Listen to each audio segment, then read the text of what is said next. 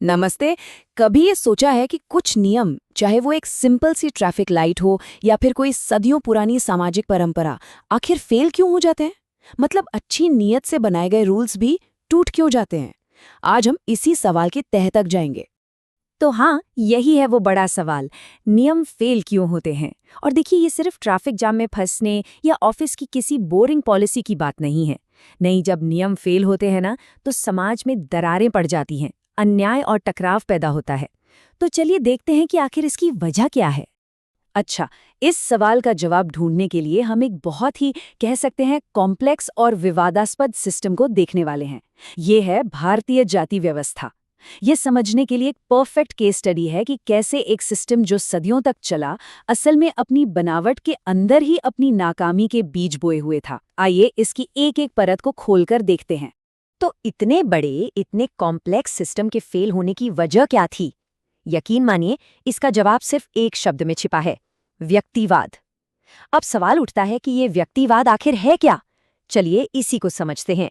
तो ये व्यक्तिवाद आखिर है क्या? अच्छा, इसको ऐसे समझिए।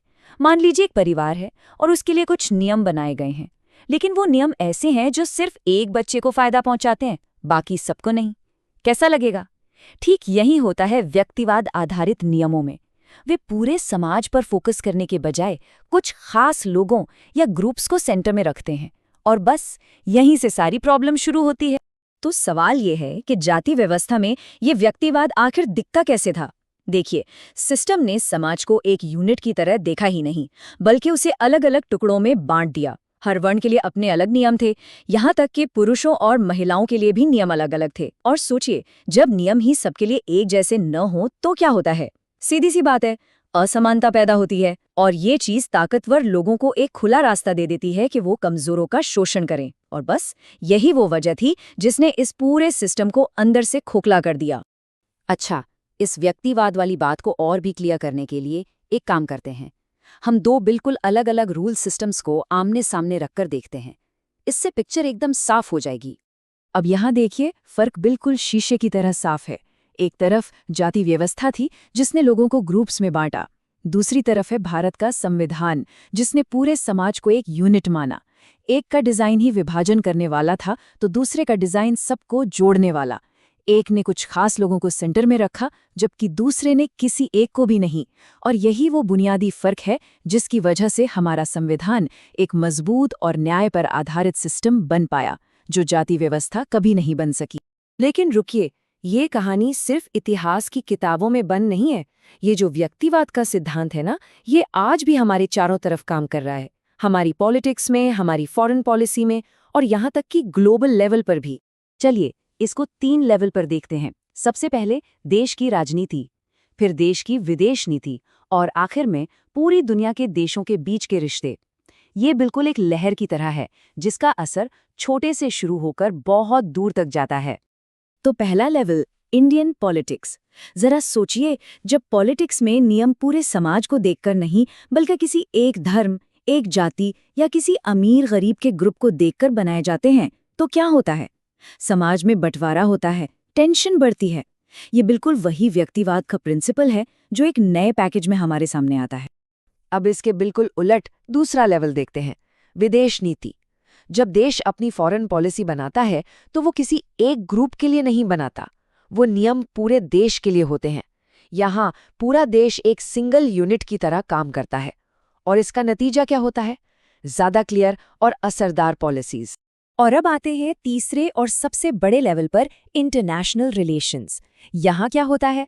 यहाँ हर देश अपने आप में एक इंडिविजुअल या व्यक्ति बन जाता है, जो सिर्फ अपने फायदे और अपने बनाए नियमों की ही सोचता है। तो इसका रिजल्ट क्या निकलता है? देशों के बीच लगातार टकराव, लगातार खींचतान। ऐसा इसलिए होता है क्योंकि ग्लोबल लेवल पर कोई ऐसा सिस्टम है ही नहीं जो समाज केंद्रित हो, जो सबके लिए हो। तो ठीक है, हमने ये तो देख लिया कि व्यक्ति केंद्रित नियम कैसे विभाजन और टकराव पैदा करते हैं। तो सवाल ये है कि इसका हल क्या है? इससे बेहतर रास्ता कौन सा है? इसका जवाब है समाज आधारित नियम। देखिए, इसका मतलब ये नहीं है कि ये नियम एकदम परफेक्ट होते हैं। कोई भी सिस्टम परफेक्ट नहीं होता, लेकिन इनकी सबसे बड़ी खासियत ये है कि इनका जो भी असर होता है, चाहे अच्छा हो या बुरा, वो सब मिलकर झेलते हैं, पूरा समुदाय। और जब सब एक ही नाव में सवार हों तो मिलकर ही तो तूफान का सामना करते हैं और मिलकर ही रास्ता खोजते हैं। और हाँ, ये सिर्फ किताबी बातें नहीं हैं। दुनिया के कुछ सबसे खुशहाल देशों को देखिए, जैसे स्वीडन, डेनमार्क, वो इसी सिद्धांत पर चलते हैं। उनके यहाँ जो नियम हैं वो सबके लिए बराबर हैं, किसी एक खास ग्रुप के लिए नहीं बने हैं।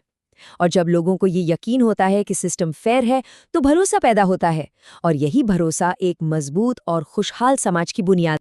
तो आखिर में बात का सार क्या है? यही कि नियम सिर्फ कागज पर लिखे शब्द नहीं होने चाहिए, उन्हें रियल होना चाहिए, न्यायपूर्ण होना चाहिए। इसका सीधा मतलब है कि नियम किसी एक इंसान या ग्रुप को देखकर नहीं, बल्कि पूरे समाज को सेंटर में रखकर बनाए जाने चाहिए। सिर्फ तभी हम जाति व्यवस्था जैसे सिस्टम से पैदा होने वाले जहर से बच सकते हैं और एक ऐसा समाज बना सकते हैं जो सच में सबके लिए हो।